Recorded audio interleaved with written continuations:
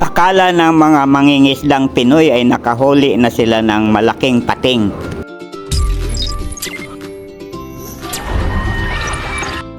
Ayon sa balita, sinabi ni Navy Rear Admiral Roy Trinidad, spokesman for South China Sea issues, ayon sa kanya sa isang press conference sa Camp Aguinaldo noong April 15, 25, ang na-recover ng mga mangingisda ay 5 underwater drones na may mga marking na Chinese characters.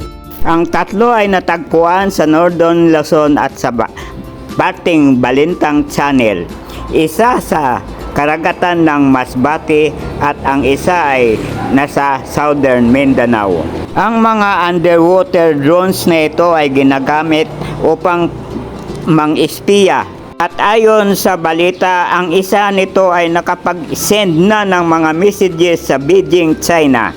Ang karagatang ito ay inaagaw ng China na ngayon ay tinatawag na nating West Philippine Sea nang ayon sa arbitral ruling ng United Nations Convention on the Law of the Sea na hindi kinikilala ng China at patuloy ang kanilang illegal na pang-aangkin. Please subscribe to my YouTube channel, Stories of Uncle Paeng, comment, like, and share, and thank you for watching.